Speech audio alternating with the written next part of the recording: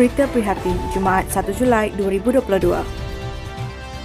Masyarakat perlu memahami masalah kesihatan mental. Saya Nur Atira Muhammad Zaki. Berita prihatin kembali selepas ini. Berita prihatin, bukan semua isu mental sama dengan istilah gila. Masyarakat perlu faham asas gejala mental. Masalah kebimbangan melampau, kemurungan dan keterangan jiwa, stres bukanlah istilah gila. Saya sediakan laporan bagi memahami isu ini. Kesihatan mental sangat penting dalam kehidupan manusia, seperti mana kesihatan fizikal. Kesihatan mental dapat dilihat dari baik dan buruknya. Kesihatan mental dapat memberikan kesan kepada kehidupan seharian, lebih-lebih lagi kepada kanak-kanak dan belia. Ramai 424,000 kanak-kanak di negara ini bergelut dengan masalah kesihatan mental. Sebelum COVID melanda, hampir 1 bilion mengalami masalah gangguan mental. Ini merupakan kajian terbesar kesihatan mental global. Tahap mental kepada kanak-kanak. Menurut Sekretari Kanak-kanak dan Remaja Malaysia, MyCaps memaklumkan Pertubuhan Kesihatan Sedunia WHO menyatakan 20% kanak-kanak di seluruh dunia ini mengalami masalah kesihatan mental yang kebanyakannya tidak dikesan dan tidak menerima rawatan. Menurut WHO, dalam 50% masalah kesihatan mental bermula sebelum mereka berumur 14 tahun dan 75% bermula pada umur 20-an. Menurut persatuan itu, dalam kenyataan sempena Hari Kesihatan Mental Bayi, Kanak-kanak dan Remaja Sedunia yang telah disambut pada 23 April tahun ini. Namun begitu, tahap kesihatan mental pelajar universiti merupakan isu penting kerana ia berkait rapat dengan prestasi akademik dan juga kebajikan mereka secara keseluruhan. Prestasi akademik merupakan salah satu signal kepada produktiviti seseorang pelajar dan individu yang berproduktiviti tinggi adalah aset penting kepada pembangunan negara. Kesihatan mental adalah situasi di mana seseorang individu itu menyedari potensinya, boleh berdaya tindak terhadap stres kehidupan, boleh bekerja dengan produktif dan boleh menyumbang kepada masyarakat. Kesihatan mental merujuk kepada cara kita berfikir, merasa dan cara kita bertindak. Selain itu, dengan cara menghadapi masalah dan atasinya, cara kita berinteraksi juga bersama dengan orang lain. Jenis-jenis masalah kesihatan mental ialah kemurungan, kecelaruan kebimbangan umum, kecelaruan obsesif kompulsif, kecelaruan stres selepas trauma dan gangguan tidur.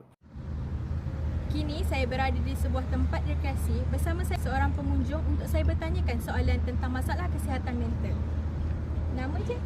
Ain. Umur? 23. Bagaimana seseorang itu dapat mengesan masalah kesihatan mental? Saya rasa seseorang tu dia ada masalah kesihatan mental bila dia berlaku perubahan tingkah laku terhadap dalam diri dia. Contohnya dulu dia seorang yang ceria, sekarang dia dah jadi pendiam sangat. Adakah salah satu contoh termasuk tidur itu adalah menjadi punca masalah kesihatan mental? Saya rasa ya, tidur juga boleh jadi salah satu faktor kenapa dia ada masalah mental. Sebab kalau manusia tak dapat tidur yang cukup, dia boleh mengganggu emosi mereka. Jadi kesimpulannya di sini Ain mengatakan bahawa tidur itu salah satu contoh mengganggu masalah emosi kesihatan mental. Apakah yang mempengaruhi kesihatan mental? Iaitu dengan cara atau corak asuhan seseorang, tahap pendidikan, agama dan budaya hidup, pengaruh persekitaran iaitu rakan sebaya, keistimewaan, kelemahan dan pencapaian seseorang itu dan juga kesihatan fizikal. Nama je? Nama saya Nahli Zulaika. Umur saya 18. Bagaimana seseorang itu dapat menangani masalah kesihatan mental? Pada pendapat saya, seorang tu boleh menangani masalah kesihatan mental bila dengan mengamalkan gaya hidup sihat. Dan sekiranya ada masalah, cerita dengan orang yang boleh dipercayai, akan motivate diri sendiri dan rasa yakin dengan diri sendiri. Jadi dengan mengamalkan hidup sihat dapat menangani masalah kesihatan mental. Ya betul. Macam yang saya tengah buat sekarang, saya tengah berganda untuk menghilangkan tekanan. Ketua bagi mengekalkan kesihatan mental ialah menghargai diri anda, menjaga kesihatan fizikal anda, wujudkan sokongan keluarga dan sosial yang kukuh, belajar menangani stres, sentiasa mendapatkan bantuan. Kesihatan mental juga diterapkan dalam nilai Islam. Kaunseling dalam Islam mempunyai pengertian dan kedudukannya yang tersendiri bersesuaian dengan syariat Islam yang terkandung di dalam Al-Quran dan As-Sunnah. Ia mampu membimbing dan memberi petunjuk kepada manusia di dalam menghadapi persoalan hidupnya di atas muka bumi ini dan persoalan di kehidupan akhirat. Sebagai contoh kebenaran yang hakiki iaitu Al-Haq, kemenangan yang abadi Al-Falaq, menghindarkan diri daripada kerugian yang hakiki Al-Khusran. Pelaksanaan kaunseling ini mestilah berdasarkan syariat Islam dan bukannya sekadar sebagai satu proses yang mendorong dan membantu individu menyelesaikan diri dalam pelbagai masalah yang dihadapinya mengikut pendekatan dan fahaman daripada kaunseling barat. Dengan ini dapat disimpulkan cara hidup sihat adalah kunci utama dalam mendapat kesihatan yang baik. Kesihatan bukanlah perkara yang rumit ataupun menjadi masalah jika penjagaannya dilakukan sejak usia muda lagi.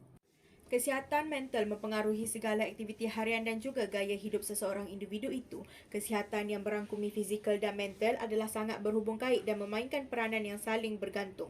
Dalam pada itu, ini merupakan tanggungjawab individu, masyarakat, komuniti dan negara bersama-sama usaha dalam mencapai kehidupan yang sejahtera. Jadi jelaslah bahawa masyarakat Malaysia kini cakna dengan masalah kesihatan mental. Saya Nur Atira Muhammad Zaki melaporkan dari Taman Rekreasi Eco World.